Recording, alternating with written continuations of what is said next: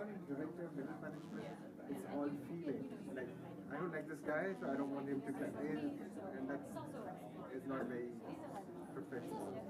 So it's spread across the US, Germany, and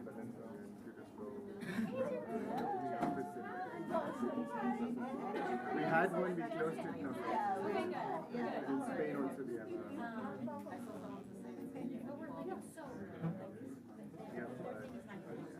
I think the real reason was that this is only long before I joined, but that is a good reason for our goal to go to Spain.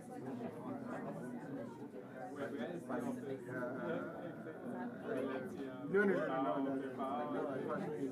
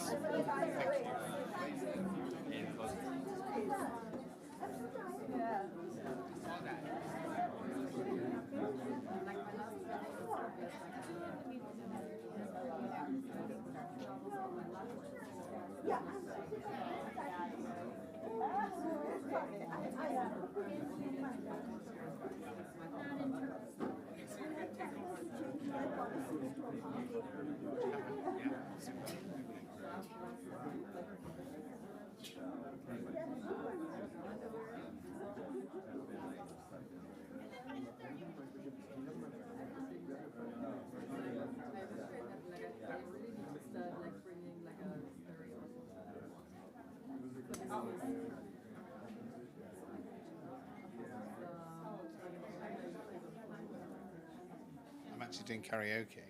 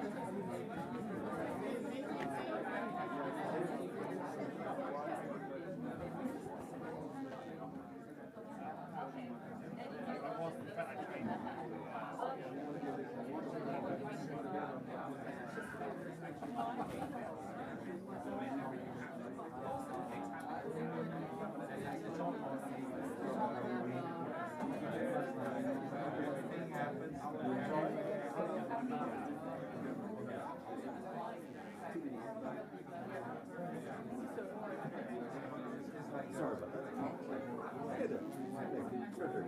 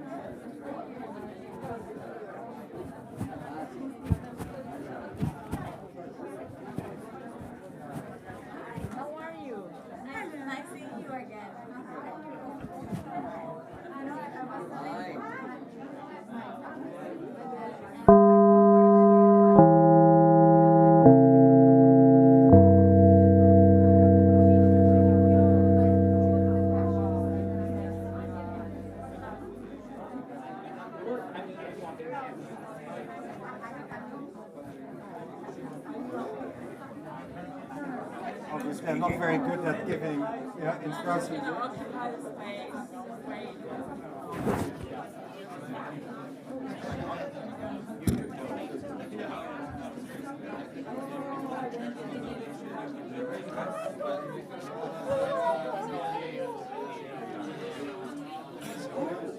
You're in the panel too. Let me continue our conversation. Your team invited me. Wow! Oh, wow. Oh, wow, that was good luck. Surprise. Very good. Okay. We were in the last session talking about supply chain support and port risk. We were just giving some feedback. So this is a real risk operation. Yes. We're starting the next session. Sustainability reports are working on these risks. So what's Highest risk is here. so we can keep talking about it because I'm curious. Good evening. Good evening. It's day 2 of World Economic Forum. Please take seats up here. I see many of you are a bit shy, standing in the back, but it's comfortable. It's late in the day. Please take a seat. And indeed, please sit forward. Come and join us.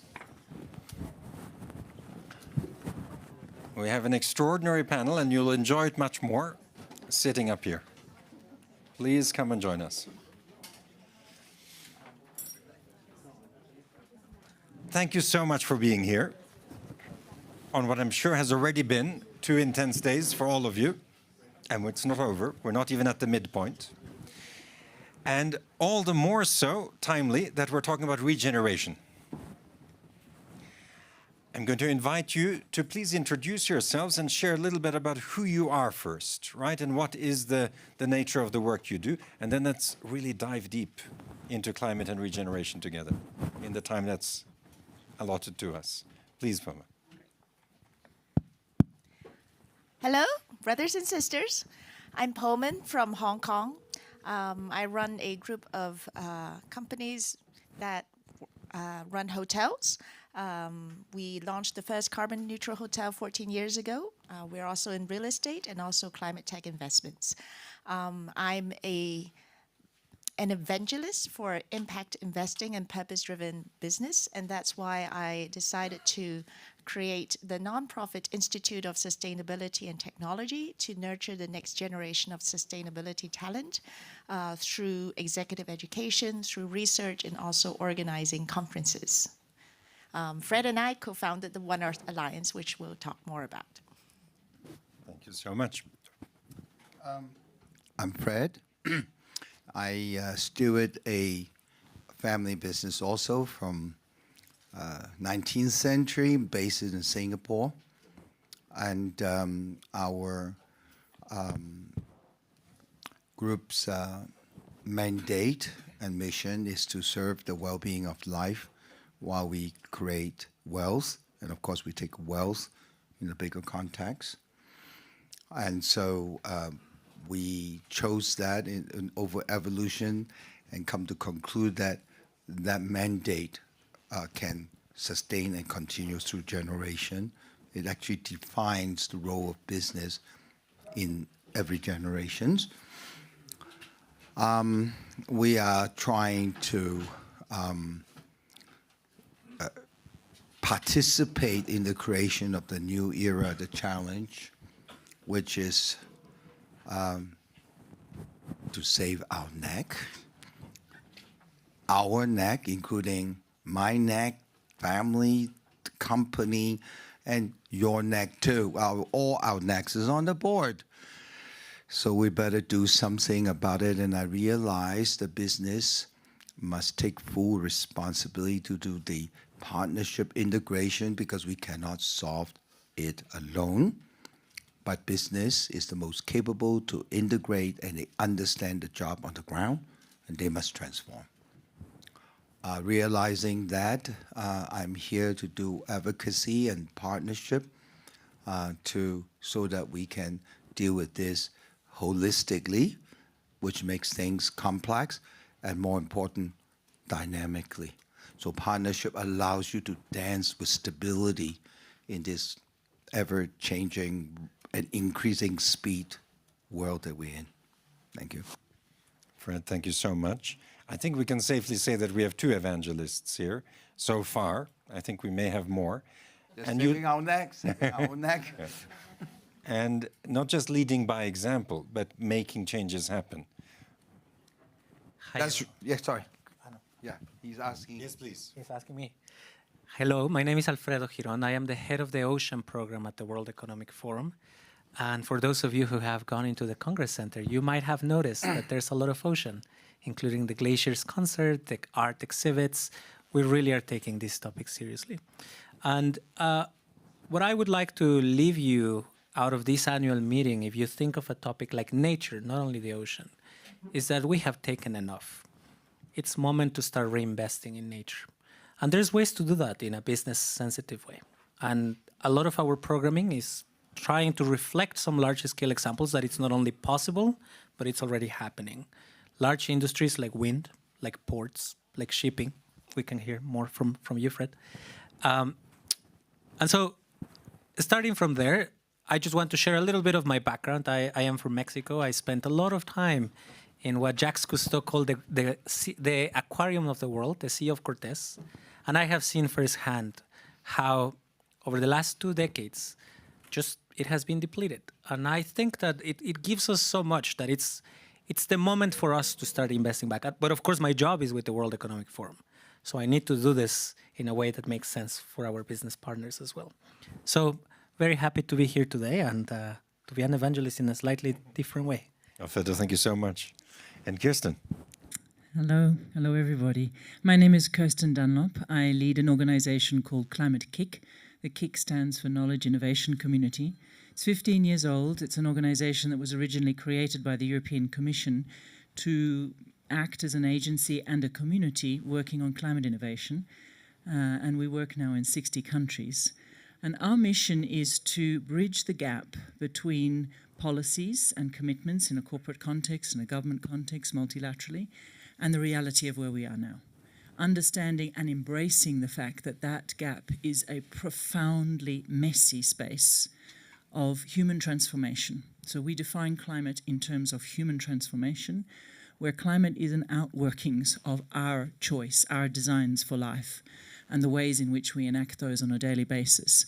So we work as a community, partnering with other organizations all over the world. Our notion of what it means, and indeed to dance in the midst, to bring and find stability through motion, through partnership, is at the absolutely core of what we do, because most of our object of work is whole place change.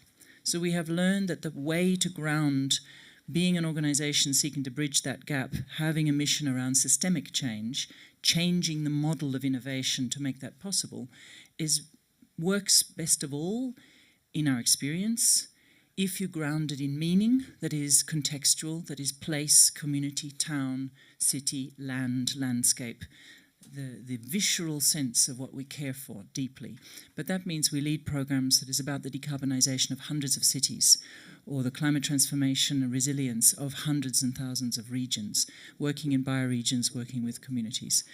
And one of the things that we've chosen to do, relevant, I think, to this panel, is launch an initiative together with 14 other organizations that we are proud to have formally launched yesterday evening in Davos on day one, which is about choosing to act with our feet and electing to stop competing with all of the organizations that we are trying to change the world with, predominantly competing to fundraise, to put our complementary capabilities together and look at how we chart the undiscovered waters of deeply, radically, powerfully collaborating network by network fractally across the world.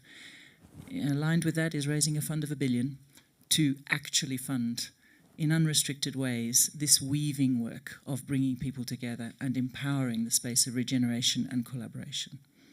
Oh, yes, and that's very beautiful to hear. That's a huge step. And what you're sharing here is not the mindset shift of the people out there. It's the mindset shift that's happened within this community of practice, which to me is a theme running through the book that you just published, Fred. So I'm going to allow myself to just skip over you for a second, Alfredo, if I may, because it's so to the core of the book that you just launched yesterday here. Yes, yes. Well, I was in the Systemic Forum and met the founder of Inner Development Goals. They're picking up very fast. So if our external goals is SDG 17, but we are people, we have internal development goals too. Otherwise, the internal is out of whack. And in fact, external is a projection, is how we see. And then we have to see ourselves. And climate, people already know. It is all the things people do to pollute the climate. But then you look at regeneration. Can I kind of relate? Yes. But what is regeneration? We know regeneration is nature. We saw it during COVID when everybody's scared and just don't go out, how fast it will regenerate. So regeneration is nature, and we feel, oh, we are nature, we are in nature, we're part of nature. These are ideas, intellectual ideas, until your inner development connects and feel it. Because we're driven by emotions. We choose by emotion.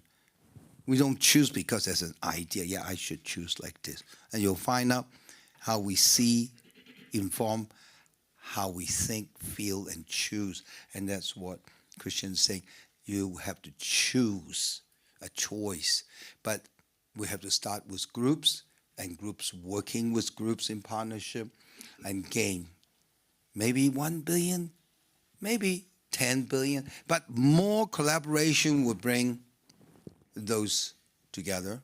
I know that, talked to Ray Dalio, he wants to raise $1 billion fund for ocean, and I said, hey, you can raise the fund, where's the project, right? And so the money is not short. It's a creation of where the money can flow in. Now, these are systemic. So my book talked about a theory of change, which is based on the Chinese book of change. Well, how coincidence, a few thousand years old book is giving us. And we need wisdom. We need wisdom. from all traditions. We need to go back that wisdom, because today greed has blinded us and we become ignorant. I think about the Trump currency. How can you create, 250 billion of wealth with air?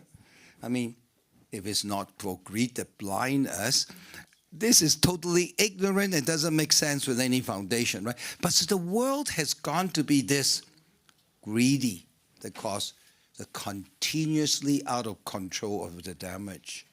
So the book talked about essence, change, systemic intervention, and also a case study of how China using that thing is doing its sustainability work, and how we in the corporations are using it to manage our work.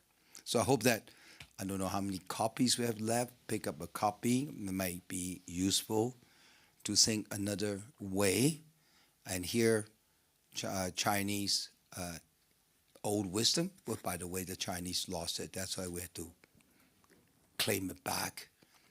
And this book is, hopefully can add value. We will only regenerate when we become natural, because nature regenerates itself and nothing more. And so a human. We are stressed, so therefore we cannot regenerate. When we regenerate, it's not stress, it's joy. Thank you. Thank you so much indeed. How does this resonate with you, Poman? This notion of regeneration, of inner change before one can make change happen outside? I simply cannot agree more, because I think we are in all this mess.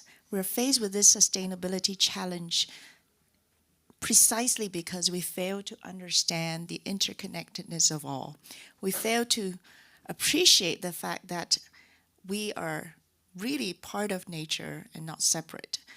We tend to feel, okay, the ocean is out there, it's there for us to use, and that's why we end up, chunking plastics into the ocean. But in fact, our bodies are made of 80% of water. And that's why, when we actually perceive the ocean to be separate, we end up with microplastics in our blood vessels.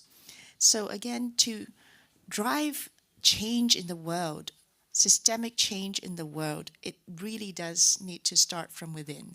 I think, at events, business events like WEF, there tend to be a lot of focus on just the extrinsic motivational factors, meaning, the need to manage risks or to seize certain opportunities to maximize profit.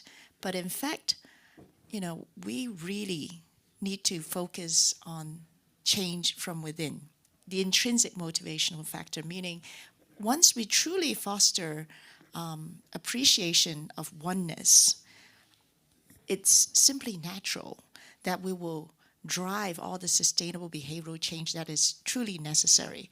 Otherwise, once certain levers are lifted, we go straight back to square one. So that won't work, because I think the power of purpose is really what drives long-term success in a business, and also well-being in life.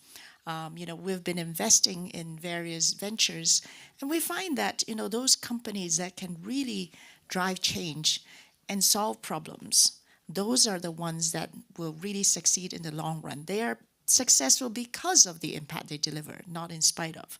So I think now is the time when actually it will be possible to do well by doing good, because we are faced with these challenges, these existential challenges, right? So when a company is designed to solve big problems, the bigger the problem, the bigger the company. So all these risks that we're facing can in fact be transformed into opportunities. I think a few decades ago, we simply aren't aware of the urgency of driving this transition. But the truth is, we are the first generation ever to witness the impact of climate change. And we are probably going to be the last one to be able to do it. So that's why there's, no time to be lost. But again, if we realize, just the importance of embracing sustainability, we would understand that actually, say 20 years ago, if a company failed to embrace technology, it would go obsolete. It would become irrelevant. Whereas now that we are faced with such existential problems, if a company failed to really treat sustainability seriously, it would also go obsolete. But then to make this happen, we do have to join forces and kickstart this impact movement so that companies can in fact be transformed into engines for sustainable growth. And can I just follow up? Because if it's all well and good, and I'm going to come back to you, Kirsten, but in a purpose-led organization who has one clear mandate, it's one thing. But to turn a business into having that purpose, embracing that mission, is not entirely obvious, right? So how was it a change, or has that always been in the DNA of the company? And if it wasn't always there, how did you make that change happen? There must have been some resistance, some questions. Well, definitely. I think, first of all, we have to be realistic. I think there are a number of different projects. There's a spectrum of projects that are in need of different types of capital. So there are some companies that would actually be able to deliver commercial returns. For example, certain climate tech companies, prop tech, to turn our buildings green, batteries, EVs, solar energy. We've seen many examples of companies, growing to a certain size, but there are also projects that would require philanthropic capital or at most catalytic capital. So I think what we need to do is to be realistic and manage and measure the impact properly, because without measurement, without quantifying, it's all greenwashing. So the same principle applies to, I think, within a company. I think, it needs to be a process, and one needs to be very clear and open about all the goals, such that the whole management is well empowered and trained to actually deliver certain KPIs. Because if what we talk about, embracing sustainability as a marketing slogan, but if your team is not rewarded based on, the actual, ESG performance, then there will be a huge misalignment. Thank you very much. Alfredo, there was reference to the extrinsic and intrinsic motivations, right? Since you, as you said, you operate within the realm of the WEF itself. How does this inner transformation resonate with you? So I think first to address a little bit, to reference a little bit the external motivations, I will summarize it with the Global Risks Report that comes out just a few days before the annual meeting. And I think we can see, particularly for nature, we can see that when you think about short-term risks, extreme weather is something that has made it to the top. That's something that we cannot ignore. We have seen so many events around the world in the last few weeks that really have led to unimaginable transformations in some industries. Let's just think about insurance and the way that insurance is going to have to rethink its business model because of extreme weather. However, there's also the other ones that are a little longer term: biodiversity loss, climate change, sea level rise, that we cannot adapt today. But and this is one point that I have been, every year that I read that report, I see the same thing. I see that biodiversity loss, climate change are always long-term risks. So we never think that they are affecting us today. And this is where the internal transformation needs to happen. This is where the mind shift needs to happen. Fred was mentioning money is not the problem, because what we need are the projects.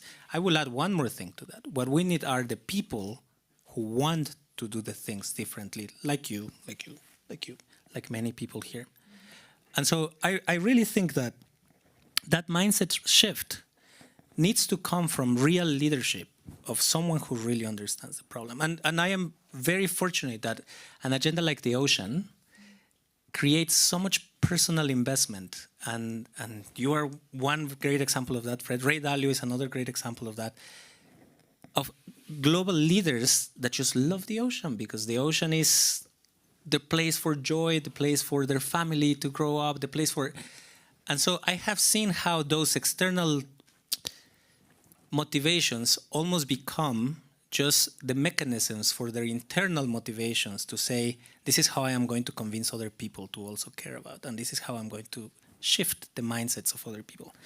So I'm going to leave it there for now, but I'm going to plant a seed, which is that the connection that happens between those two, unfortunately, arises more often when there's a crisis.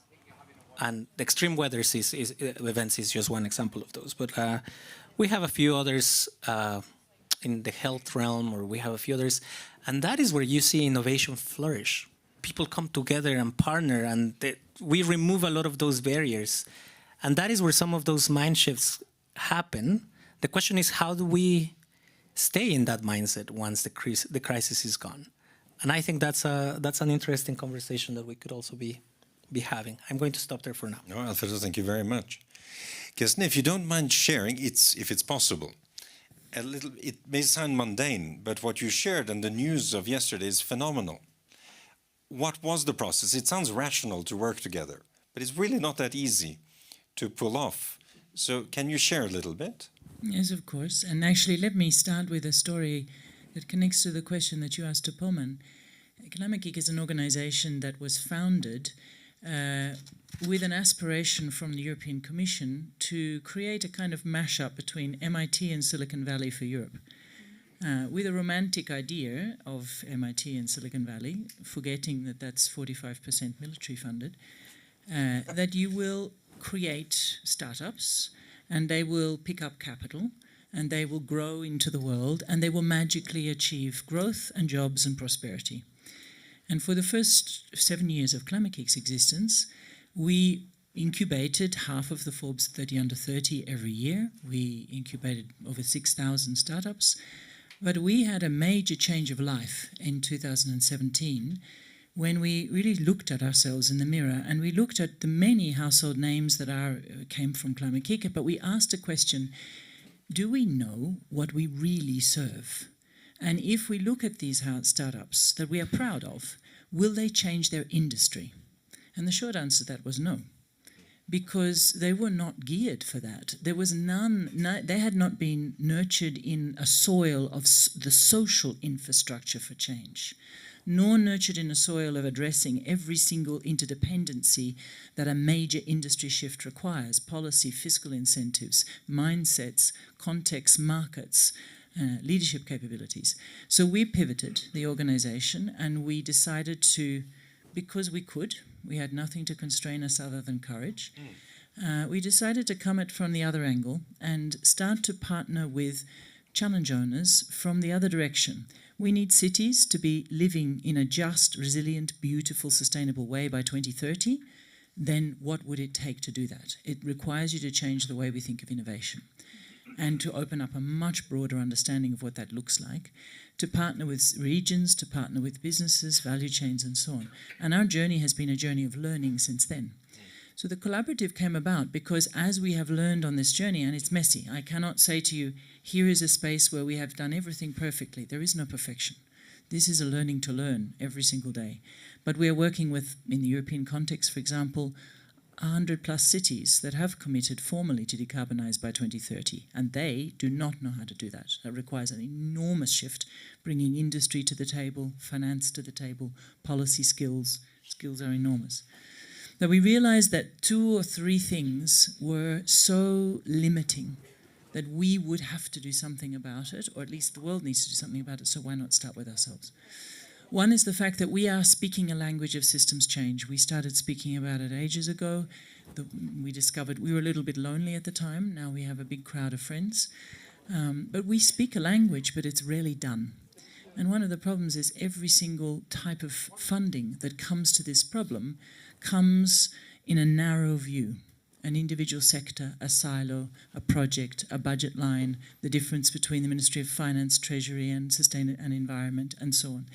So every single time you go to fund a thing, it's linked to a particular project assumption, a particular set of preconceived deliverables, a particular set of boundaries, and mostly those boundaries are about comfort zones.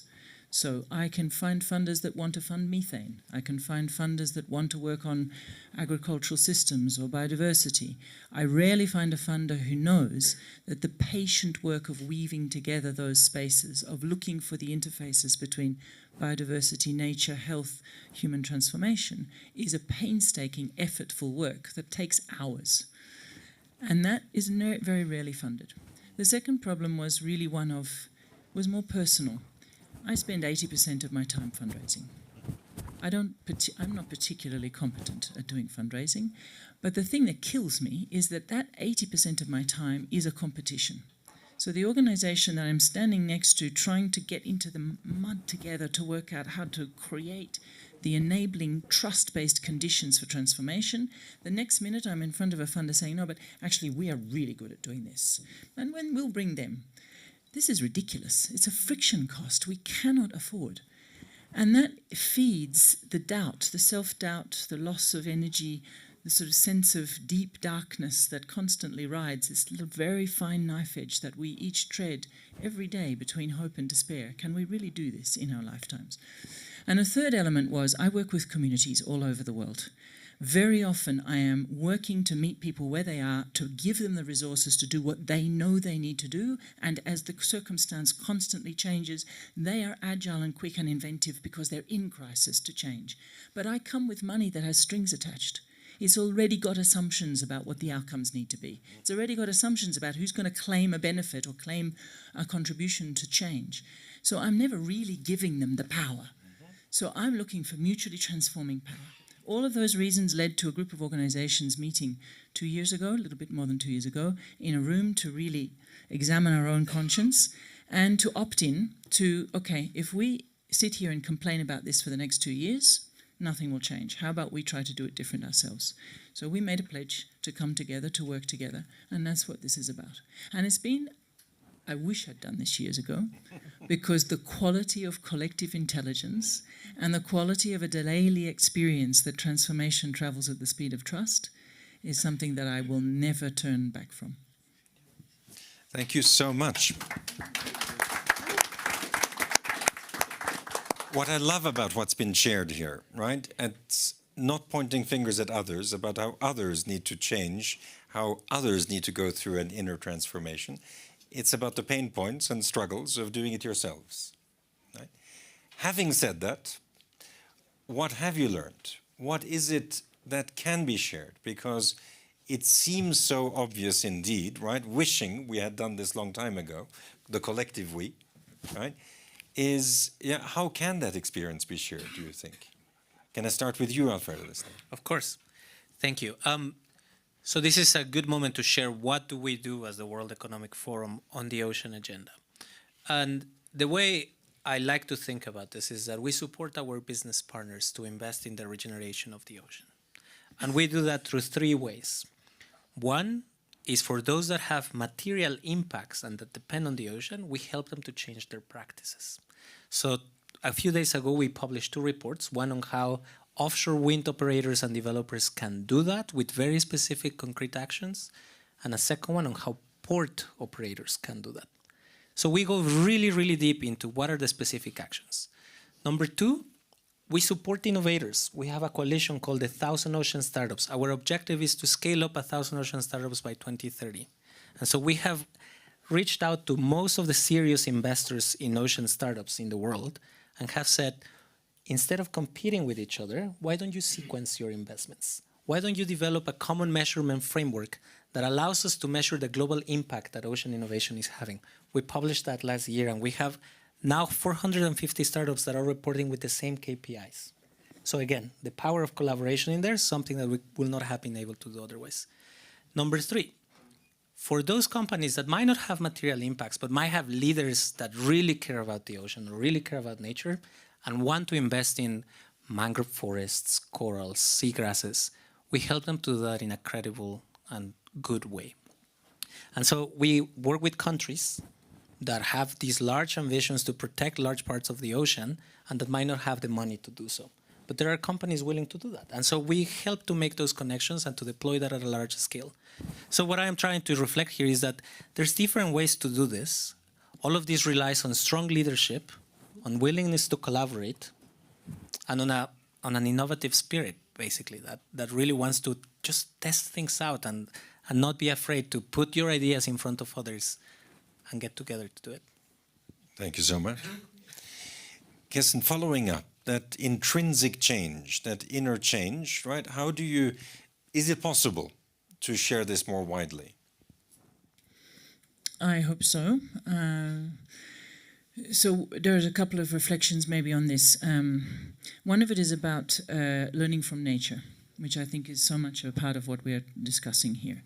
In our case, what we have sought to do is introduce the notion of symbiotic partnership. So we seek to derive from what we understand through biomimicry, what is it around the way in which natural systems, species interrelationships, human systems learn to give to each other. So in ecosystem services, when you really start to look at the learning, for example, that someone like Janine Benyus is doing, she is mapping the way in which in every healthy ecosystem, every component that is taken is given back. So these are principles that you can code into the way you put incentive structures into a partnership or to a collaborative platform over time. One of the things that we've sought to do is encode a principle that everything that we will do with the fund we're building would have at least 2 members of the organization that are already in this trust system and at least 2 that are not. So that we learn to kind of widen steadily out a precedent, because we see that we are hardwired often. We talk about seeing is believing. I think one of our biggest challenges is, if I think what I have experienced so far in the process of getting here, one of the major objections that I've had in the conversations has been, okay, but that's very big. I mean, that's a bit too big. You can't possibly do that. It needs to be focused. You need to have a focus. You need to choose what you're going to do. And I'm reflecting increasingly on the effects of 150 years in a Western context of teaching ourselves to think only with our heads, of completely divorcing our stomach, our gut brain, our heart brain, and our head brain. Because when we integrate all 3 of them, we don't have a problem with dealing with multiple interdependent relationships. We are dealing with it all of the time. But we've told ourselves that's not business. Business is efficient, rational, compartmentalized, logical, linear, and every logic comes to it. So the conversations often are around unlearning and relearning what does it mean to work in constant interdependence in these ecosystem symbiosis of partnership. It's not easy. I was talking the other day about, it's a little bit like taking off your skin and coming raw nerve end to raw nerve end with somebody else. Because you are constantly noticing that your trained responses for, hang on, but that was my relationship. They're trained responses of possessiveness or of origination or of wanting to be recognized for being, I don't know, something.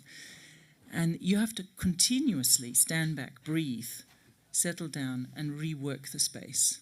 I think it can be done, but it's an adventure. Thank I you also so much. think we actually have no choice. So in some ways, there's a kind of a It's force quite a and function. vivid image that you have painted for us. Poman, you described yourself as an evangelist, right? So clearly, this is important to you. How do you share, right, this inner change? Well, first of all, I'm an evangelist, but I never consider myself an expert, because we are really just going through this transition for the first time in the history of humankind. So we are all at these crossroads. And I would say no one in this room, in this country, in this universe can be an expert, because, again, we're doing it for the first time. And I just love the fact that we keep on drilling on the fact that we must learn from nature, because Mother Earth has been taking care of us unconditionally. If we could learn to love as unconditionally as Mother Earth, we would be free of all suffering. The root of all suffering is our very limited concept of self. It's very tiny, it's very restrictive. And I would really agree with Kirsten that, nothing is too big if we can really transcend above all these divisions and boundaries and really share without worrying about our egos, without worrying about our self-interests. And we can solve any problems and move mountains if we can truly learn to collaborate. And that is why we founded the One Earth Alliance, which is a nonprofit collaborative platform to unite all the thought leaders in every sector, you know, family offices, family business owners, corporate executives, policymakers, academics, philanthropists, to collectively kickstart this movement. Because as mentioned, all what we need is collective wisdom and intelligence to bring us through this huge challenge. And everyone has a role to play. Because oftentimes when we talk about climate change, we tend to feel it's just too big. We feel powerless.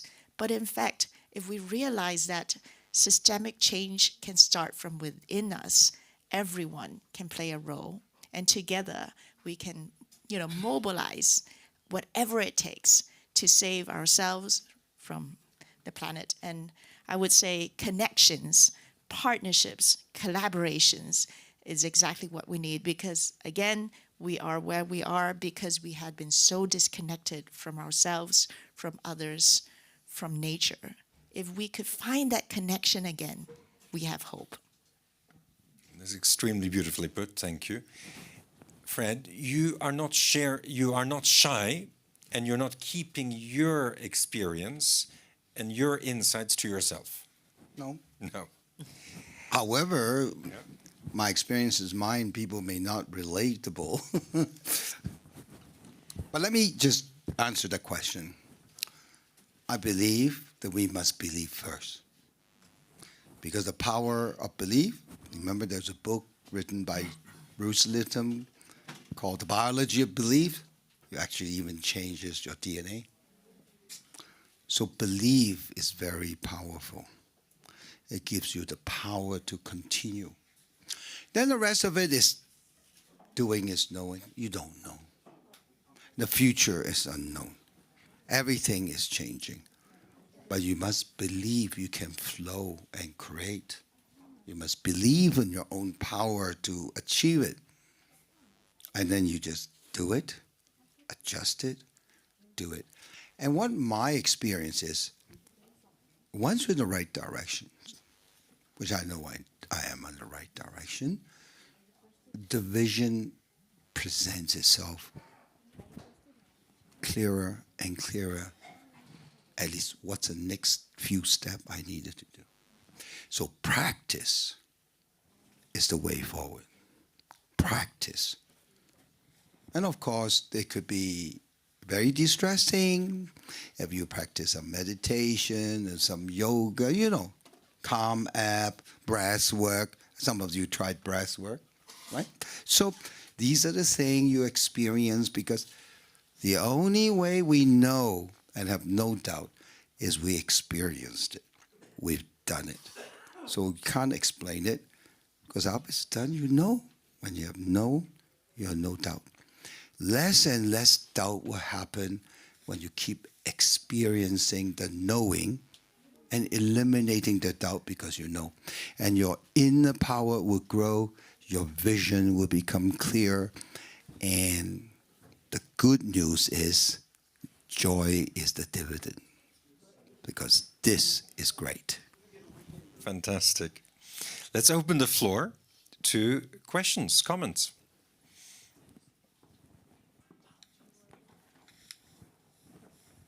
Yes, please, Ellen.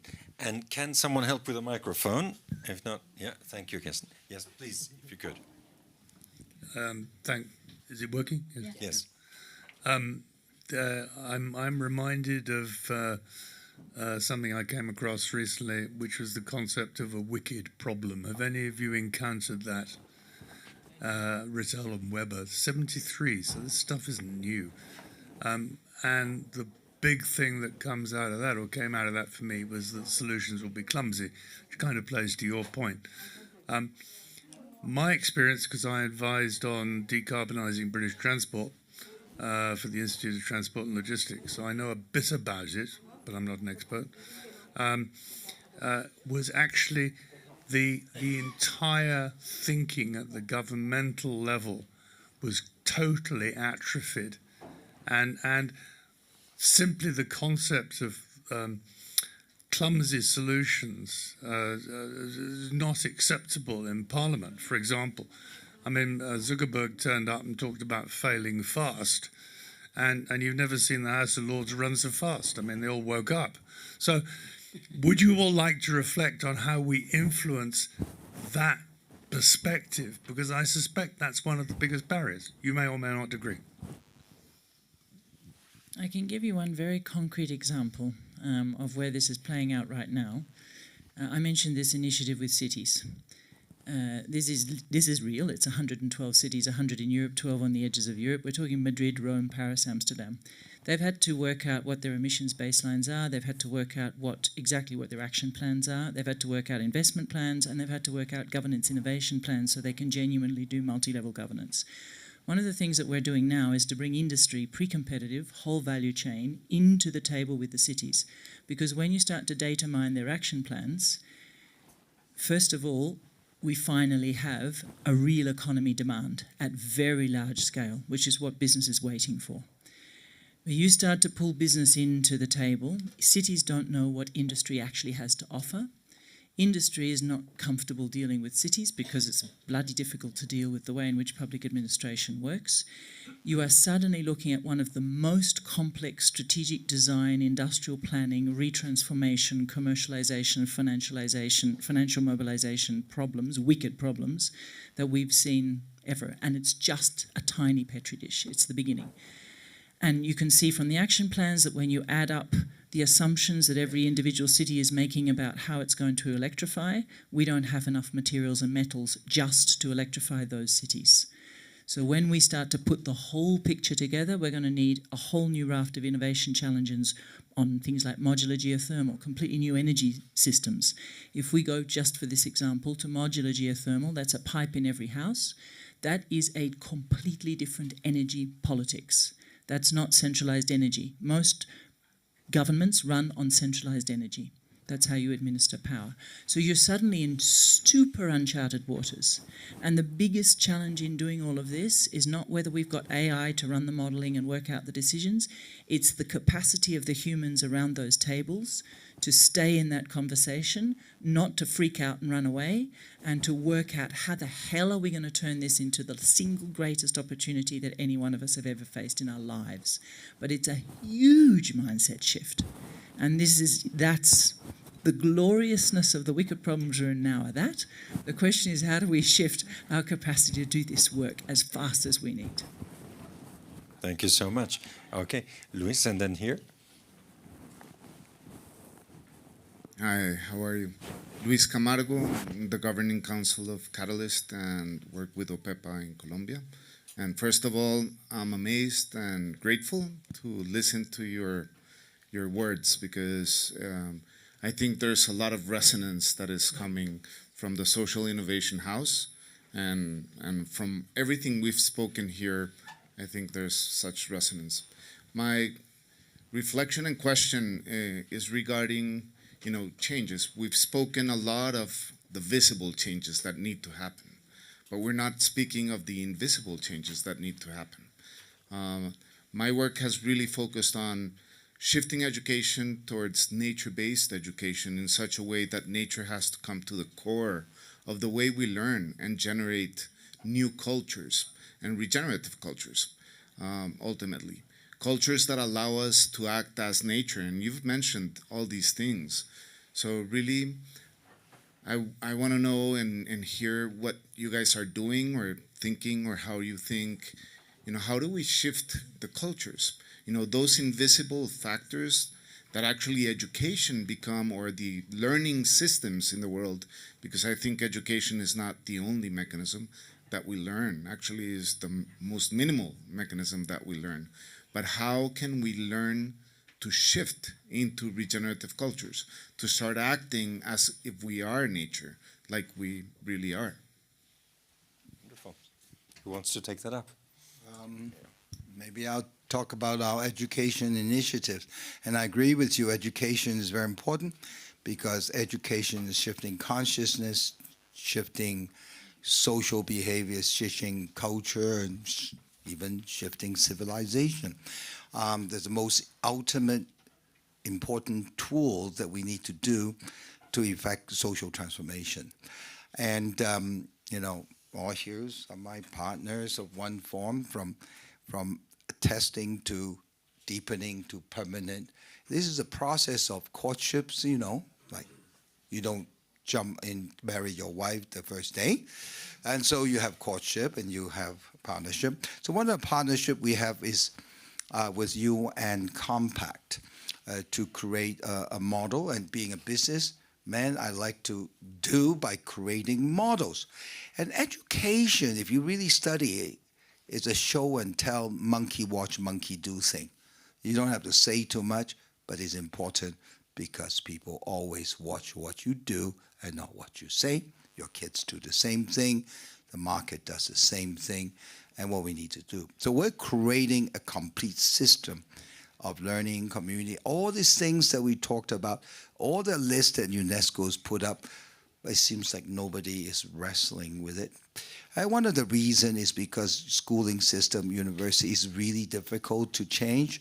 So it's probably easier to create something new outside, show and tell. And so this joint collaborations was 6 years to build the phase 1 of a University of Sustainability, a School of Life. Now we have programs already that we do in our nonprofit, Octave Institute, which is a school in life with a 2.5-year program, but we're now perfecting it with consulting around the world in United Nations, consolidating its wisdom, collaborating with faculties to create it, which is not just a university, not just a whole cradle to grave learning and schooling, but also a community to support the community learning. And so, yes, action is important. If existing institutions want to change, it's really difficult. You're sitting there, you want to change, it's difficult. You have to get out there to change, and it's difficult to get out there if you're sitting here because it's cold outside. So it's much better somebody outside build and bring it to the warm place to show and tell. Thank you. Alfredo, and then Poman. Thank you. Very, very briefly, I have 2 examples from very different parts of the spectrum. One is we have done a lot of work with communities, fishing communities. I've spent a lot of time with them, trying to think about some of the wicked problems that they face. On the one hand, you have this economic, social, even sometimes food security need to extract, or even jobs. On the other hand, you have a sustainability challenge, in which if you finish the resource, that's it. Like you don't have any more and everyone loses. And so what we have been trying to understand is what makes some of these communities much more successful in managing that properly, making more money out of it, and being able to negotiate better prices even with the buyers.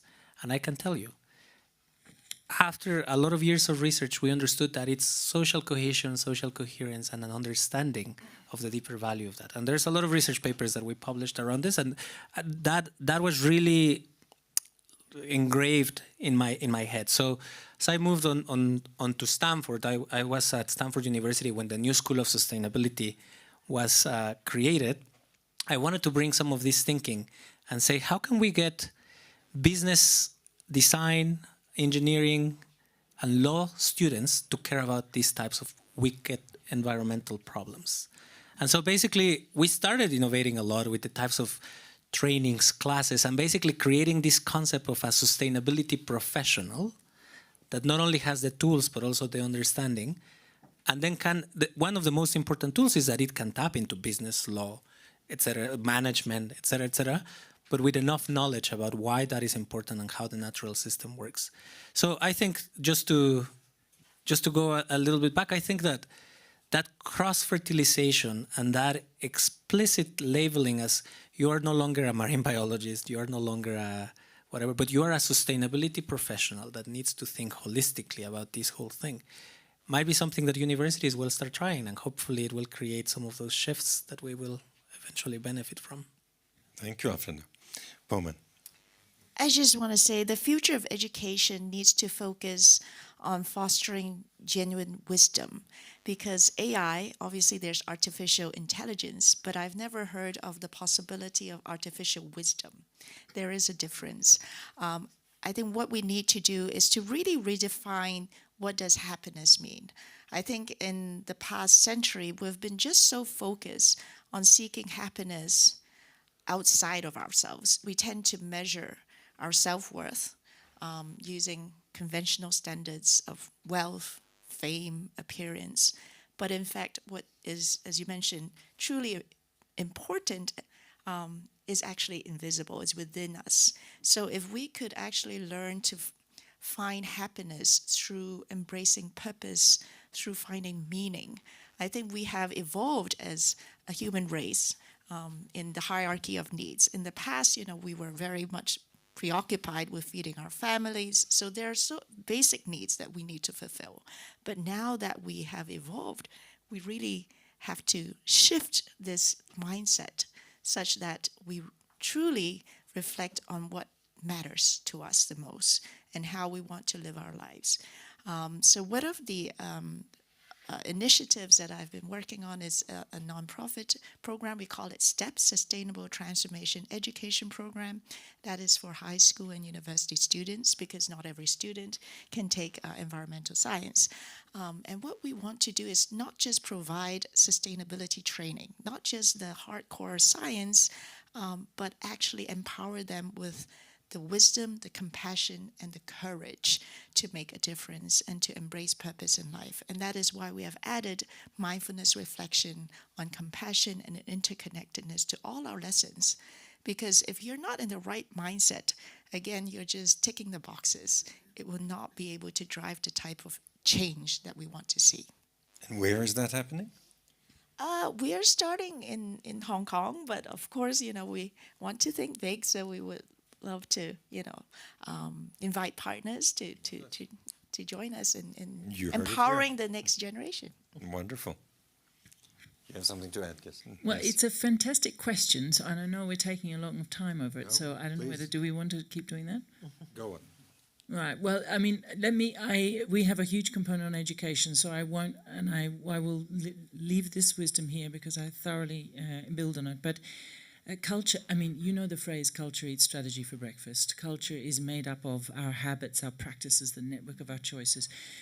I think if we are going to really comprehend and practice systemic change on ourselves, then we have to use every single lever of intervention at all of the scales.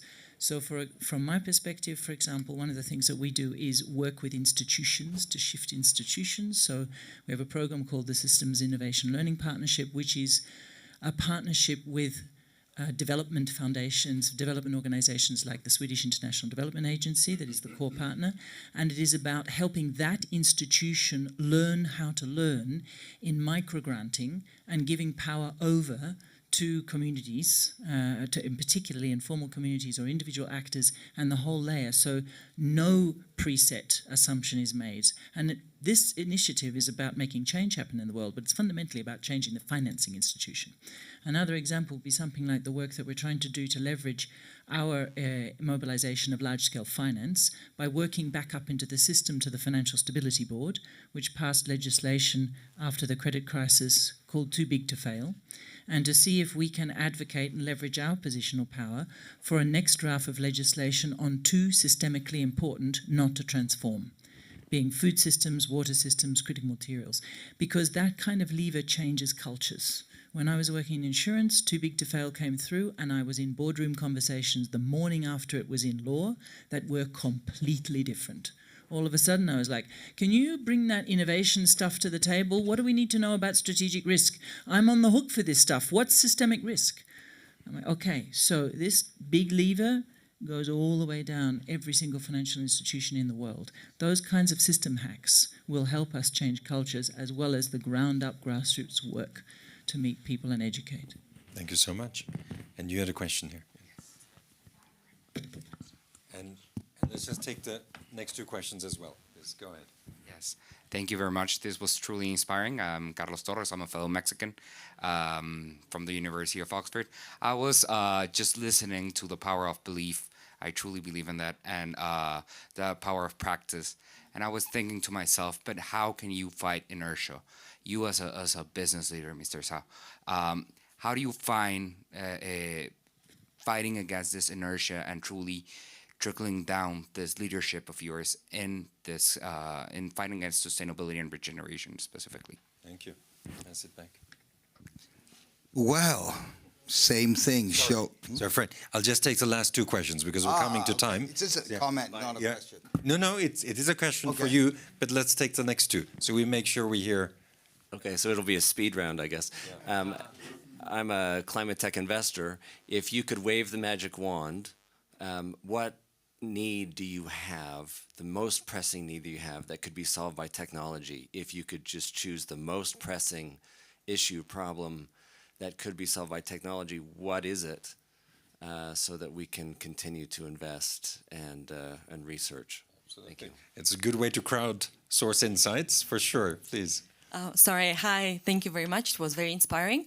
I would just want to add and ask a question about education, but in slightly another way, because I'm hearing a lot of people talking about adult education. And I'm at the preschool education level here in Switzerland. And what I figured out, it's been over 10 years that I'm working on preschool education, having my own daycares here in Switzerland, is that our values, real natural values, are brought to us before we are 5 years old. And people were telling me I was crazy because I was putting up sustainable education program as for children as of 18 months. And they would told me that would never work. And what I see is that by doing that, it's not parents who are influencing children. It's truly children who influence parents. And what my concern is a bit that we keep on talking about education, but only for university level, which is great, but there is so little people who are ready to collaborate and invest in preschool and kids, and how to promote that. That would be my question. People. Yes. Well, shall we do a last? Okay, please start, Alfredo. I'll very brief answer to that one. Very happy to share an example. The Mexican government has just launched a series of books that are used for, it's not preschool, it's like 6 to 9, where they really go into some of these topics really in depth through storytelling. And so they contact experts from around the world and say, like, can you talk about connection to nature through forests? Can you talk about species that are endangered? And you are completely correct. That is starting to create the change that the children are now educating the parents. So now I meet people that have small children telling me all about marine biology. And how did you learn about this? Well, my child told me about it. Great. So I think that these examples, but truly this need to be government-led. I actually think that the larger scale of this one needs that public-private component so that it reaches the scale that it needs to. Well, we can talk Mexico. Yeah, yes, please, Poman. Because I have established a nonprofit named Bodhi Love Foundation. It was over a decade ago. So our first advisor was Daniel Goleman, the father of EQ. And he got me to introduce what was called the kindness curriculum to Hong Kong, because kindness is not valued in the school system. Sadly, I think every student is kind of brainwashed to just focus on grades. So we developed what was called the SEED program. It stands for Social, Emotional, Ethical Development Program. And what we do is we actually provide mindfulness training to the teachers and the parents, because as you mentioned, actually the kids themselves are much more mindful. But we do have to make sure that the parents and the teachers are also well taken care of, so that this triangle can work. And what we have shown in the past few years of training, we have trained over almost 20 kindergartens. So all the teachers, all the students got trained. And we find that actually, through research, we collaborate with universities, that kindergarten students actually can learn mindfulness. And in fact, they when they go home, they are so much more connected with themselves. They can really identify and express their emotions better, and they are genuinely happier, and they also learn better. So there are just so many benefits. But I would say, yes, the government has a role to play, but we can't just rely on them. We have to play our part. So this is like catalyzing the change, and we want to start from one school at a time. Fabulous, fabulous. Fred. Yes. Well, first of all, answer the schooling thing, you can contact Singapore because they have done way beyond early childhood into studying prenatal education. So that's something, Singapore is really serious about education. There's a national strategy in human resources. You can look into it. Environmental tech, I think, besides water and air is important, I think electrical magnetic field that influencing us in this room invisibly are doing. So how do we create, because we need bioelectrical field to flourish, but we're constantly bombarded human constructed electrical magnetic field environment, and there's not enough work to see, well, how can I create electrical magnetic field that help us flourish, and how do we neutralize the current damaging electrical magnetic field on us? That's how I would answer. And this question, actually I forgot. What was your question? Huh? Inertia. Yeah. So inertia, we always have inertia. Mostly of the inertia is self-denial, trap story you cannot change, fear, doubts. And so the way to do is, again, show the way, do. Whether it's family, whether it's organization, you keep doing and doing and doing, and that Forrest Gump effect will happen. Very nice. Last words, Kirsten. Okay. I fully agree on preschool education. Costa Rica. Everything that I hear about Costa Rica in the extent to which it's a consciousness of being embedded in nature, sustainability embedded from earlier stages up, a good model to adopt. But yes, we also invest in that, in helping preschool and primary and secondary. I think I'm going to leave. I would have long discussions about fighting inertia. I'm Australian, so one of the things you learn when you grow up in Australia is how to swim in a rip. A rip is a ocean current that takes you very swim. If you swim directly against it, you run out of energy and you just get swept out. You have to learn to swim in a zigzag. My number one lesson of dealing with big political systems, decision-making, corporate systems, investments is swim in a zigzag. And you will stay in it long enough to create the contagion for change. But to come to this question about climate tech, so you've just heard me speak, and I guess you would know that then the first thing I'm going to say is there is no one single bullet. But then next thing, let me not just do big lib. Actually, the single greatest technology I think we need to invest in is the human technology of collaborative trust. But if we're going to go somewhere else, I think I don't know whether you read the International Actuaries report from last Friday. I don't know whether you've been watching what is coming, what we just heard earlier today from Giron Rockstrom. We are in a race against despair, social tipping points for change, fear, uncertainty, doubt. The minute we lose economic and social stability, we have completely lost our chances. So in that case, all of the technologies that enable and enhance our capacity to deal with heat, with water, with food, and with storms, we desperately need to just stave off enough while we do as much as we can to change our practices. Because of the minute we've just lost enough of that capacity to act, we're done. And if you find a way to invest into that, then you're going to carve out a market for yourself. Thank you so much. An incredible panel. Thank you so much.